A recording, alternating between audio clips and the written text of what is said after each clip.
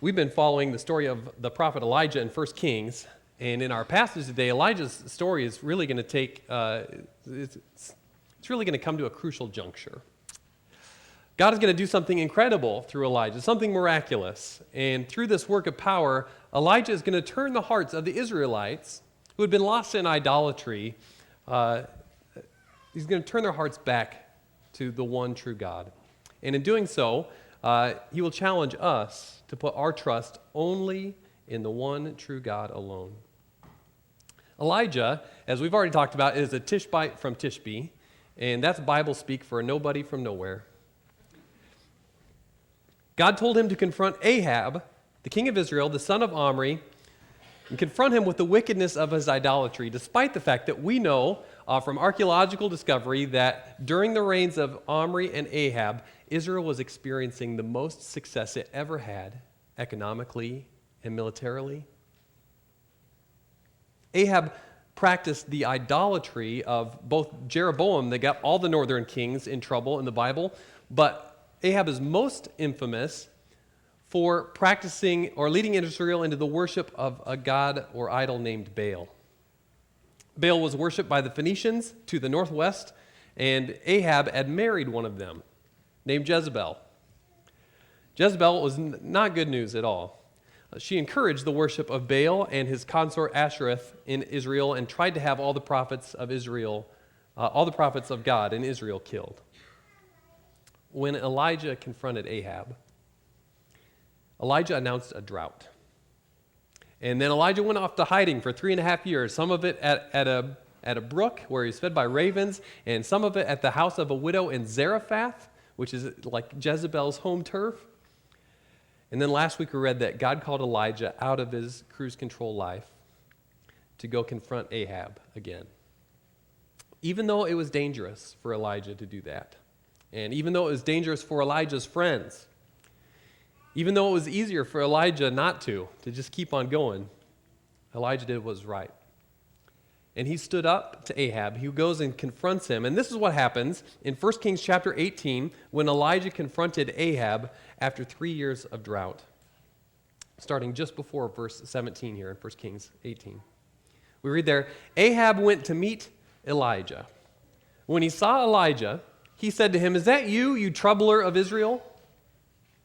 "I have not made trouble for Israel," Elijah replied, "but you and your father's family have. You have abandoned the Lord's commands, and you have followed the Baals. Now, summon the people from all over Israel to meet on Mount Carmel, and bring the 450 prophets of Baal and the 400 prophets of Asherah who eat at Jezebel's table." So Ahab sent word throughout all Israel and assembled the prophets on Mount Carmel. Elijah went before the people, and Elijah said to them, "How long will you waver between two opinions?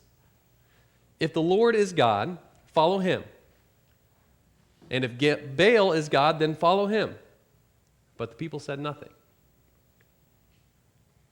So you see here, Elijah has arranged for a showdown, a contest between Baal and Yahweh, the God of Israel.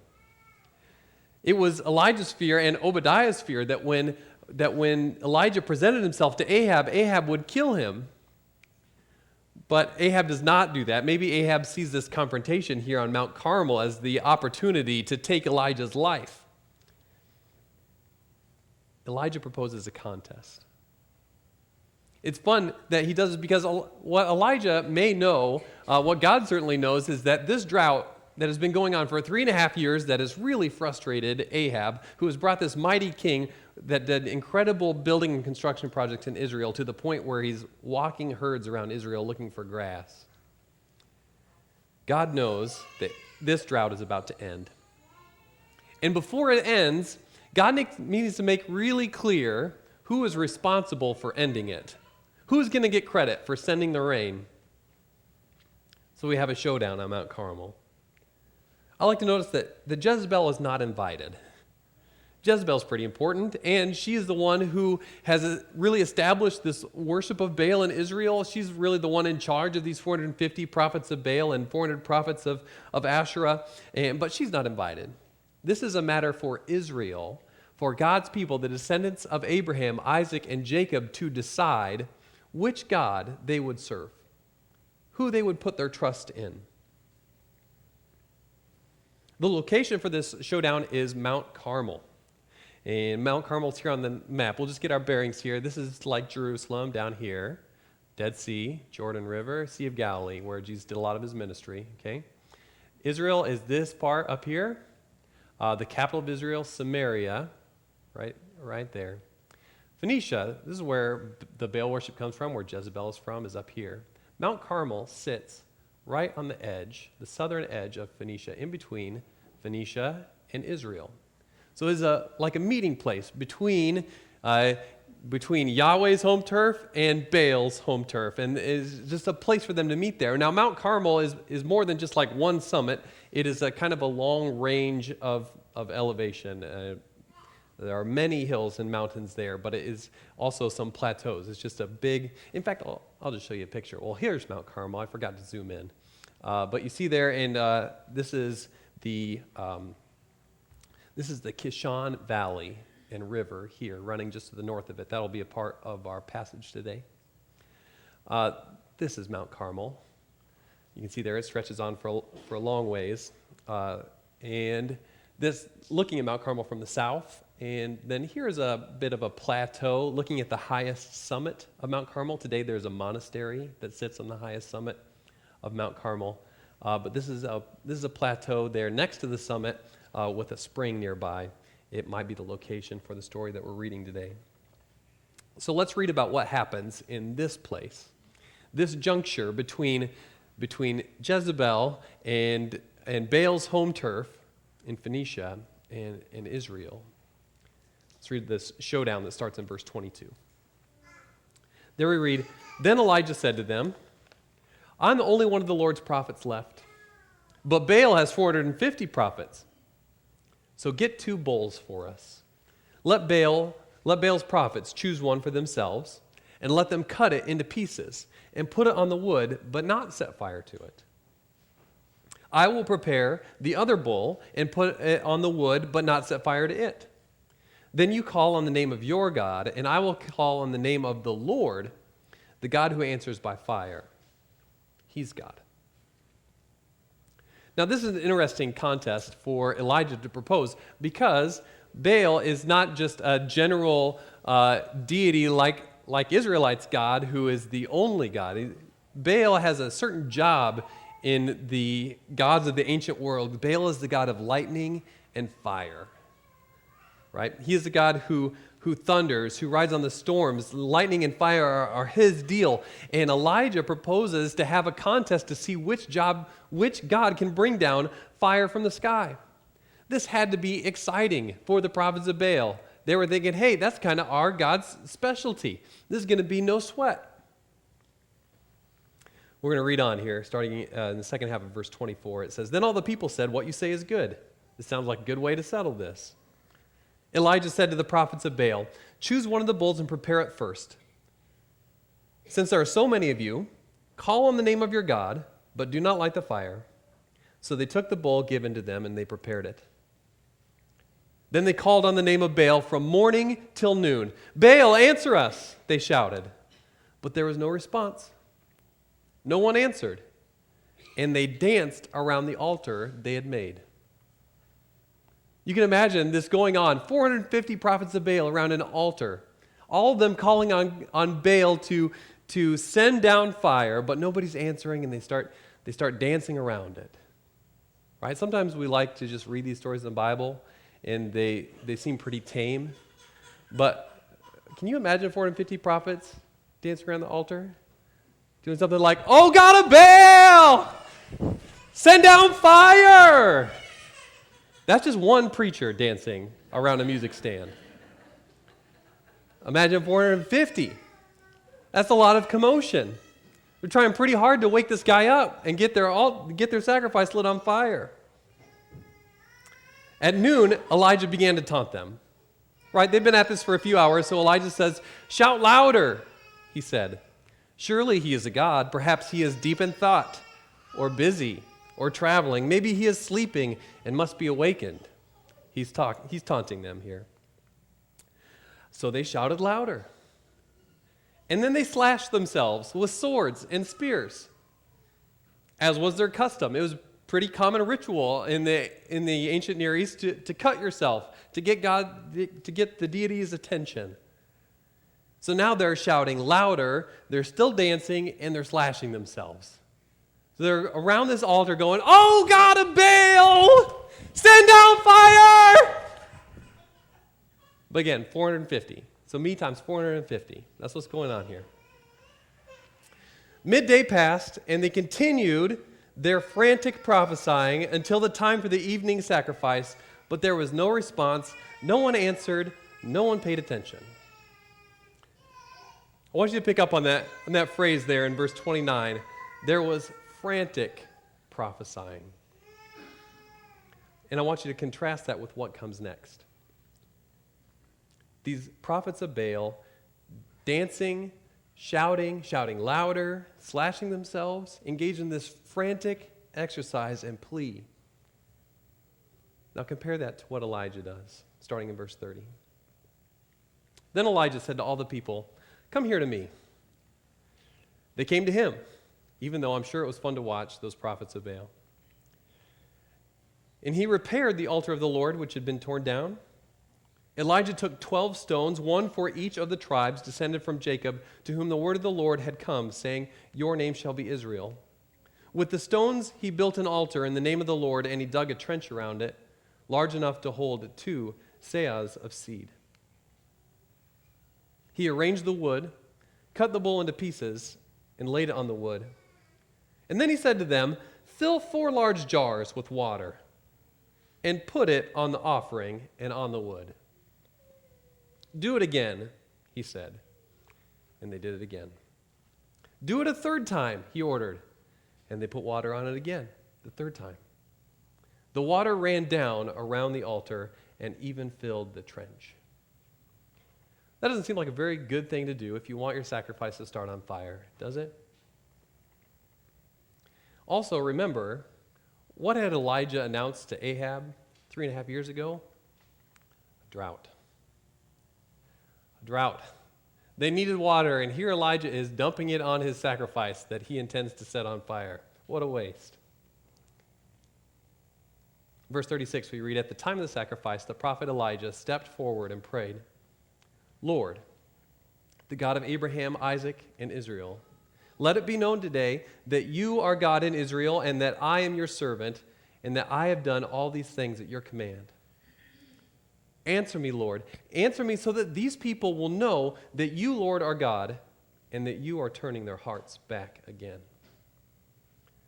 Then the fire of the Lord fell and burned up the sacrifice, the wood, the stones, and the soil, and also licked up the water in the trench. When all the people saw this, they fell prostrate and cried, 'The Lord, He is God.' In Hebrew, Yahweh, He is Elohim. He is God Most High. The Lord, He is God." Then Elijah commanded them, "Seize the prophets of Baal. Don't let anyone get away." Right? It may seem difficult. There are 450 prophets of Baal, and maybe the 400 prophets of Asherah too are joining here, but it might seem like a difficult task, but probably not, because they've been dancing all day and cutting themselves. They're probably exhausted, and they have low blood pressure, and it probably be very easy. And Elijah brought them down to the Kishon Valley, that is just north of Mount Carmel, where there would be water. It'd be fun to note here, the Kishon River flows from Mount Gilboa in Israel. It probably was dry, or at least really low. So he says, take all the prophets of Baal down there, and they go down to the Kishon Valley, and they slaughter them. Because they realize here, it's a symbol to show us that they see like, hey, this drought, the punishment we're suffering, is because of this idolatry. It's because we've been trusting in this God for our storms and our rain. And Elijah said to Ahab, "Go eat and drink, for there is a sound of heavy rain." You see, it is Elijah that stands between drought and water for the Israelites, because Elijah is a prophet of God Most High. What an awesome display of God's power. Just take a minute to think about and realize that we're here in this room today to sing songs and to give praise and to pray to a God who can call down fire from heaven that will burn up stones. Remember that next time you feel like saying a bad word. No, you may have noticed that God is not in the habit of doing this very often, is he? But we read about God doing it here, about God sending down fire here in this passage because the Israelites were lost and they needed to be shown who they could trust. Who was going to provide for them? That's what they were on Mount Carmel to figure out. Who was going to protect them? Who would bless them? Who would send the rain? On Mount Carmel, they learned the answer to those questions. They saw not only God's power, but on that day, on the mountain, they saw how frantic and ridiculous their trust in Baal was. All the dancing and slashing and crying out of his prophets exposed Baal as a phony on Mount Carmel. It was the steady, calm resolve of the prophet of God that was victorious. Do you worship Baal like the Israelites? Now, you probably don't have an idol or an altar in your home. I don't either. But there are more than a few moments in my life when I realize that I have been putting my trust in something very unworthy of it. That's what the Israelites found out on Mount Carmel. They had been putting their trust in somewhere that was the wrong place, that was letting them down, in something that couldn't provide for them. And when things got tough, Baal wasn't there to answer. I'm not much different. There are times in my life when I have trusted in money, in a job, in a relationship, in a person. Many times I've been let down by a team. I'm sure you know which one I'm talking about. Times in my life where I've trusted in popularity, in possessions. Times in my life when I've trusted in my health that haven't worked out real well. My mother's here this morning. She's seen me trust in a lot of things that let me down. I was trying to think of one. I had a pickup in high school that I really liked. And I remember the day it broke, well, actually Marky broke it when I picked her up for a date and the transmission blew up. My mom had to console a sobbing 20-year-old because I evidently had put some trust in having that vehicle, and all of a sudden it was gone. That's really one of the easier ones that have let me down. Now, in those moments when I found out I was trusting something else, I didn't abandon God. I didn't reject my faith. I didn't forget who I belonged to. I still had faith in Jesus Christ as my Savior. But the problem I had was that I had divided my trust, or that I had split up what was at the center of my life. At the center of my life, the core of who I wasn't any longer just God. It was God and a 1994 Dodge Ram.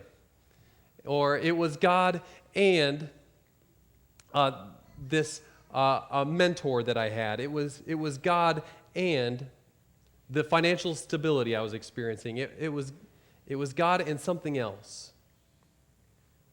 That was the Israelites' problem too. They didn't stop worshiping the one true God during Ahab and Omri's reign. They didn't. It was still going. They were still worshiping Yahweh. It's just Baal worship moved in too. And they were worshiping him too. And he was the God of rain and storms and thunder, and they were wanting him to do that for them. Not the one true God. It's not that they only trusted Baal, it's that they also trusted Baal. And when we share our trust, when we share the center, the core of our life and our family's life with whatever isn't God, we begin this frantic dance like the prophets of Baal on Mount Carmel. We begin chasing after meaning and chasing after blessing and chasing after comfort from things that can't ultimately provide it to us, not the way that God can. And all of a sudden, the attitude of our life turns from the kind of calm confidence that we see Elijah present here with on Mount Carmel, but turns into something more like the frantic dancing of Baal's prophets. When our lives get centered around television or just hanging out with the remote, it's like we're dancing around an altar on Mount Carmel, saying, "Oh, Netflix, make me feel good this weekend while I binge this show." But when we put some of our trust in politicians, really in any of them, then there we are again, dancing around an altar on Mount Carmel. "Oh, Donald. Oh, Joe. Save me from that other party. They're so bad." Or when our lives become too busy to read our Bible or pray or to be here together in church on Sunday, then we're dancing around the altar on Mount Carmel, asking school sports or clubs to make our kids happy and to give them friends, asking our work to save us from having to work past 65 or to save our kids from college debt, asking our leisure or whatever it is we want to drink to make us happy.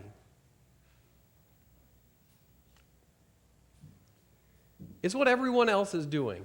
If you want to live like everybody else, that's what you can do. And just searching for something to make you comfortable, that you can trust in, that will give you pleasure. It's a dance. Our world is constantly dancing, shouting louder and louder around an altar of anything that they can find that will give them a little bit of comfort, a little bit of relaxation, a little bit of fun.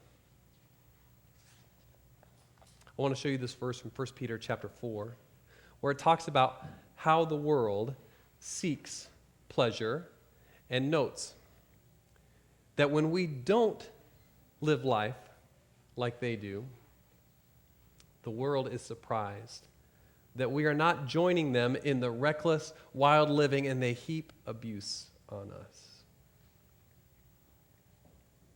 There's a way that the world lives, and if you experience it, if you take part of the trust that you have for God, and your desire to please Him out of the middle of your life, or if you even divide it and start slicing it up and giving some of that trust to something else, or giving some of that desire to please God to some other thing in your life, then you will start to feel a kind of freneticism, a kind of panic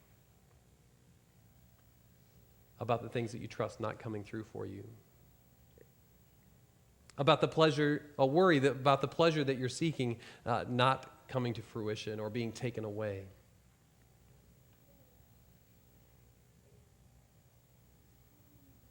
The world is surprised when we are not joining them in reckless, wild living, and they heap abuse on us. But the tricky part for us is that many times we do. Many times we join right in. Many times we can get caught dancing around our own altar. Not to Baal, but to something more convenient. So how do we make it stop? How do we leave the crowd dancing around the altar of Baal and to be different? The answer is to trust God alone. The answer is to only trust God. The answer is to put pleasing God at the center of your life and allow nothing else in there. Now, it doesn't mean that you can never watch a TV show. And it doesn't mean that you can never cast a vote. It doesn't mean that you have to quit all the sports teams.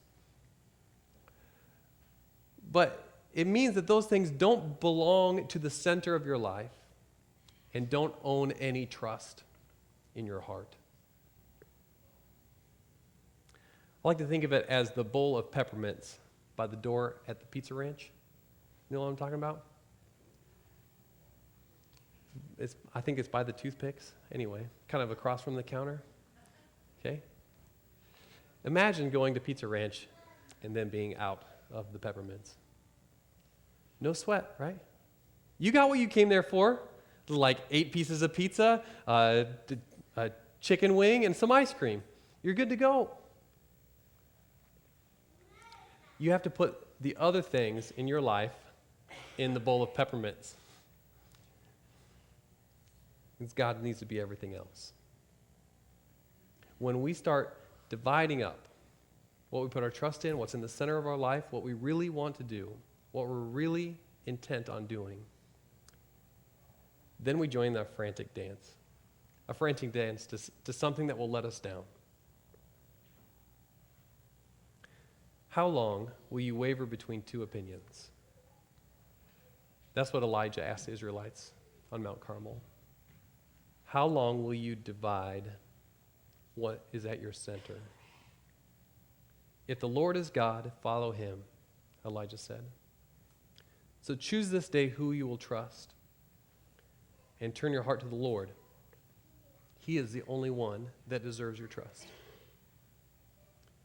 When you encounter life's battles in any arena, relationships, financial, political, even just boredom, put your trust in God. Put your trust in God alone, and you will find the peace and the confidence of Elijah before an altar. Let's go to God in prayer. Dear Heavenly Father, purify our hearts. Forgive us for the times when we have given them to something else, when we have trusted in something here on this earth,